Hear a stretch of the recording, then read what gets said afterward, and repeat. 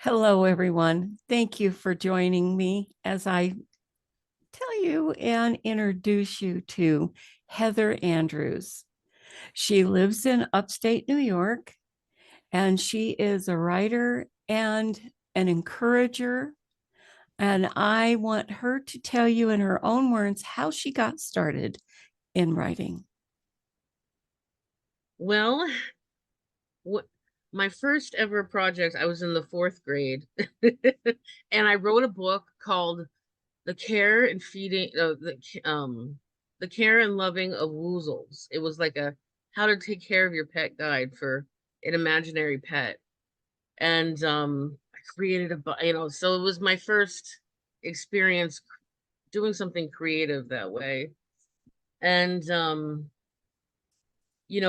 after that, it was all downhill. I mean, there's some twists and some turns into doing other things, and but about 12 years ago I started writing my first novel. It was a science fiction romance, which is still in my drawer down there. And it got rejected. This was right on the cusp of the ebook boom, back when Romance Writers of America was still, you know, ruling the roost in the creative endeavors. And it got rejected, so I put it in my drawer and I just let my dreams fester a little bit longer. And but then, the universe has a way of opening doors for us. I got very sick right before COVID. Well, no, it was probably the first year into COVID. And it wasn't Mm. with COVID, thank gosh, but I developed a chronic illness, which keeps me out of the traditional workplace. And I was reading a lot. I've always read a lot. I read like 3, 4 books a week. Mhm. And um, I was like, I want to read this story. This is the story I want to read. And I'm like, well, you know what they say. If you want to read it, you got to write it. So I got out my computer, which I hadn't been using, and I started writing a story. It was a werewolf story at the time, but then I was like, no, I really like this rock star stuff. And you know, um, I was really blessed that I got involved in a critique group early on with profession people who had been professionally doing this for years. One was a professional editor, the other had been publishing, and they really showed me the ropes. Um, I mean, I don't know everything about everything, but if I in a pinch, I can get a book up on Amazon tomorrow if I had to. Don't make me. But so that's how that happened, and now I'm, between trying to get better, I'm putting words down on paper. That's awesome. And you Yeah, you also told me you have a book club a book club.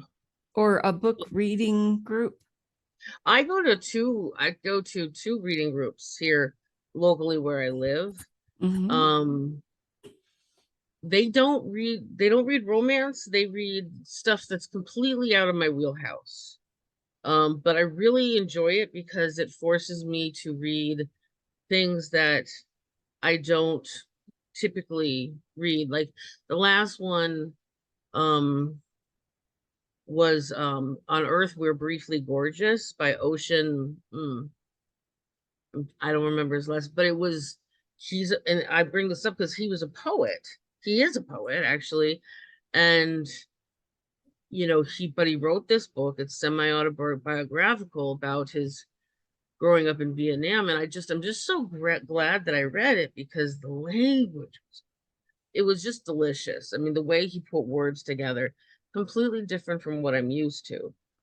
So, because I also work as an editor, and so I'm obsessed with words. Like a lot of people who write, I mean, you write poetry, so there's like it's easy to become obsessed with how words can describe things Oh and yes. communicate meaning as well as feeling. And I really love using a unique word to describe something that's simple, you know, so, yeah, so I do that, and some of them are rom-coms and the books that we read, but it's just nice to get out because everything is so digital these days, you know? Yeah. I'm part of a critique group, but they're in Florida. Yeah.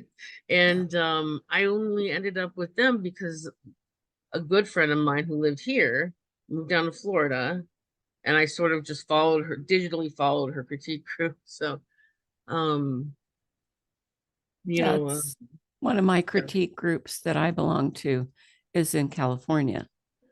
Mhm. And um, we're in California, Montana, upstate, up in the middle, up around Reno You area, guys ever get together in person? um, only for retreats I because really the leader has a cabin up in Big Bear. Oh, very nice. Yeah. Is that New York? No. I'm actually going the end of this month to a retreat in Florida, and I've never been to Florida in person. So, because I'm finally like healthy enough to fly. Mm-hmm. I hate flying. Oh, well, Flying is not. just make sure because you're very fair skin, make sure that you carry a lot of sunscreen, wear a Yeah, hat because the sun will be different down there than it is up in New York. that's what I hear. Yeah. What I My hear. my husband, we were stationed in North Dakota and he went down to Denver to see a physician. And then he had to wait for his flight back. Mhm. So he laid out on a blanket on the grass and read a book. Well, he got so sunburned because of the difference in the altitude and the directness of the sun. Plus, you're going to be running into humidity. So, Yeah, and make sure you drink lots of water. yeah, yeah. Yeah. I grew up north of Seattle, so over there, summertime, you don't need sunscreen. You just stay under a tree or something. Yeah. Yeah. So I remember when I came out here my first summer, I sat out just like your husband reading a book, got sucked in. I had Mm, to wear that same bathing suit for a whole week because I yep. couldn't have anything touch my skin. It Yep. was Yep. awful. You get fried. You get Yeah. fried. I've been there, done that, or that t shirt out completely. uh, now, tell me about what you're writing now. I'm reading a book for a project called the Vagabond series. In fact, I will give that link to you. The Vagabond series, it's a fun group where we write about they're always released in the summertime. Huh. And it's romance where you can travel. So like we have Passion in Paris, let's see, Delayed in Venice. Last year I did mine was Innocent in Istanbul. And this year, that's the group. This year I am writing Magic in Morocco. So it's a great story about it's about a woman who lives in Montana. She it's somewhat inspired by Beth from Yellowstone. I'm just saying. Um, she is set up with an arranged marriage from by her father because they've got these huge ranches, very everything's tied to the estates, and she finds her fiance cheating on her the night before their wedding, and Oh, oh, traumatically, yeah, she just runs away. She just takes the plane ticket. They were going to Morocco to go to Marrakesh, which is the premier. Um, it's like Marrakesh is known for its luxury and hospitality. And so part of it, the story is set there. And then the other part is set in see, like it's southeastern Morocco in the Sahara Desert. And that's where she meets the hero. And the hero is a royal ambassador to the Tuareg people. And the Oh, Tuareg, they're not a warrior tribe, but they are definitely they're basically the ranchers of the Sahara with ah, goats and camels. And camels are, I'm so fascinated by camels now. I'm really excited because Penny, that's my heroine's name, she gets to, she gets her own camel for the trip, and she names him Kevin, and gives him a cowboy hat, and it's very, because they don't name their camels. Well, I'm naming my camel. So, um, and but it's a really great story because it's kind of opposites attract, but at the same time, like, she's a rancher, and these are a livestock people. she So understands. yes, she understands how things, the underlying concept, and she helped this royal ambassador went to all the fancy schools at Oxford and whatnot, and he's cousins. Morocco has a royal family, which is also very interesting. Um, Related to the royal family, which is how he got this job, and she helps him understand where they're coming from and become more effective. And so it's like she his character arc as he goes from being this kind of entitled prick to compassionate, understanding man, and she goes from being a victim to being emboldened, and just taking charge of her life and not letting her father tell her what to do. And Who to um marry. yeah, I haven't decided if she's going to take him back home to Montana or if she's going to stay in Morocco with him, but it would be like the ultimate to daddy. But Hmm. you don't want to have your heroine be with her dad. I mean, this is a happily ever after. Of course, Everything's it's a going to be, romance. yes, Yeah. yes. I love romance because if I wanted to, if I wanted to read a bad ending, I'd open the news. You know, don't need that shit. Sorry.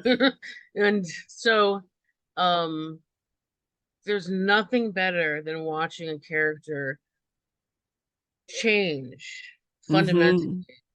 and because of their interactions with another person and having their feelings develop out of that. And so that's what I'm currently doing. That will be out August 28th. Pre-orders up June 18th. Okay. Um, um, because the covers will be revealed on the 18th. I would show you my cover, but I get in trouble. Um, and but it's going to be really great. I'm really excited. Now, I have one question that I know a lot of the people listening and watching will have. Mhm. Are they steamy? Are they sweet? My particular stories tend to be steamy. I mean, and Mhm. not in like the steamy for just the sake of steam, which Mm, I'm gonna be honest with you, that just turns me off. absolutely. I find it distasteful, but there's any sort of intimacy in the books that I write, it's a plot device and a character device. So Hmm. they're going to learn something about themselves, each other, and where they are through having an intimate relationship with somebody else. So That's I hope that those people who aren't into Steam give me a chance just to see how that works. But I can totally understand not being too much into Steam.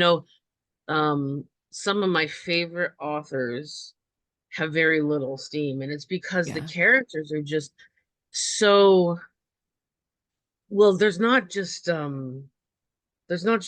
sex, but there's tension, Hmm. and Hmm. And you can have so much intimacy without physical intimacy. Yeah. And it's like, I don't know if you've ever read Mariana Zapata, but she does one point of view or single point of view slow burn. Oh, And wow. oh, we're talking 500 pages until if they decide to have any boom boom. And it's amazing. Yeah. She's truly awesome. Anyway, um so that's one of the reasons why I find it, if yeah, I mean, I'll allude to maybe, oh well, sorry we were so late, we kind of got stuck in the shower, but I'm not gonna just have them be in the shower unless there's some sort of like emotional, um I don't want to say revolution, that's not a good word. I don't know. I don't know if this happens to you, but ever since I hit menopause, my tip of the tongue is like it's Yeah. terrible. Um TMI, sorry guys. Um oh, I know what you're talking about, thank that you. it has to be like in one case, in one story I wrote, one novel I wrote, the female protagonist was ill, but she needed a shower. Mm, And the only one to help her was the male protagonist. oh boy. And but there was intimacy, but none. It was more medicinal, his Mhm. care for her, because he Mm. didn't want to betray her trust. See, that's so beautiful. Like, and I'm sure he noticed things, but being cared about and taken care of, that's also a very unique and special way to develop two characters' level of intimacy. Because if you're like I see some characters in books I read, like they get shot and they go off into the cabin or take whatever, but taking care of them when they're vulnerable. Mm-hmm. I mean, she allowing him to take care of him when she's vulnerable, that's a big step for some people, Yeah. especially if they've never seen each other naked before. Yeah. Yeah. And So and that's, yeah. yeah, so I truly understand that. And I know that I can remember, I have authors that I follow that don't write any steam. Hmm. It's ends at the door. Hmm. It's all Hmm. implied. But um and I've also have some that have steam, and then I have some that have too much steam. I Hmm. like the characters, all that stuff. I just flip through those pages, and then sometimes I go, oh, I don't know why I bought this, because I passed through a whole lot, you Yeah. know. Um, I mean, sometimes I do that too. I just scan the first and the last uh-huh. sentence of the Yeah, to paragraph make just sure to that see I if didn't anything miss some. interesting Yeah, happened. yeah, yeah. But I do write steam, but I Mhm. do make sure that it is part of the development. And it may be a subtle thing, like all of a sudden she's taking charge, Oh, in the bedroom. And yeah, that's a new thing yeah. for both of them. Maybe she suddenly feels safe with him, whereas she never Exactly. felt safe with any of her previous partners. Exactly. So, it progresses that Mm. way. And so, what do you have? What do you, okay, let me rephrase this. What I is your goal, your dream for your writing future? I would like to support myself financially on my writing. Um, and I do editing as well, which makes me a much better writer. But you know, I would like to have also, so that's my logistic dream. Um, Also retiring in Winnebago and writing across the country would be nice. But I would also like to be people's favorite author. Mm-hmm. I would like for people to, he's like, so who you been reading lately? What's been good? Oh my gosh, Heather E. Andrews has this stuff you wouldn't believe. You know, Is it more important for you to have that than to be a bestseller? well, I gotta be honest with you, and you know this because of your background. I know you do. But the bestseller lists are somewhat inflated. Oh, yeah. So, you know, there are, I remember in a group I was in, there are ways to inflate and manipulate pre-orders and Mm-hmm. sales in order to be on the top of a list for a long enough amount of time to list yourself as a bestseller. Um, you know, so whenever I see that, I mean, I am more likely to give them a chance because if they're a bestseller, that means either A, they got noticed by somebody who had faith in them and pushed their book forward, or they've been in the business long enough, or, the business of writing and knowing what else is out there that they can put out a good product that will entertain me. Mm-hmm. I'm not guaranteed anything because I don't know about you, but I've read some bestseller stuff that's been crap. I mean, Yeah. Yeah. I will not touch oh God, what's that? Oh, he's a male writer of romance. He did Dear John and oh, That's okay. Message in a Bottle. Sorry. That's okay. We don't need Yeah. to So ever. but they always have like there's a 50-50 chance that they're gonna have a really sad ending. Mm-hmm. And I And won't touch that's, it. I won't touch it because it's not what the genre promises. And yes, people are, he's a bestseller and but but it doesn't guarantee anything. yeah. I, You know, I, I've Sorry, good. I was going to say, I have a friend, a good friend, and Hmm.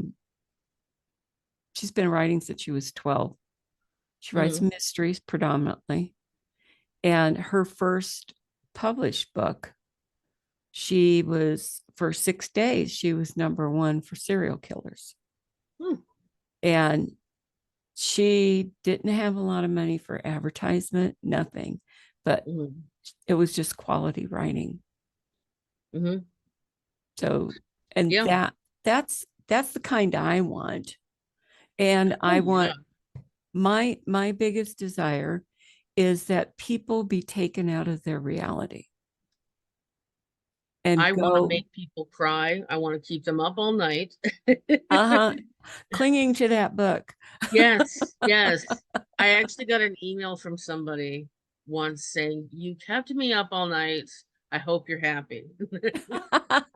I'm like, "Yes, yes, I am." And it was like I got an author merit badge or something that was on there. So, that's really what I think most authors want. They want to be because you can be a bestseller for being really good, which there are several people who broke out. Like Christopher Paolini, he wrote the Elder series. This was years ago.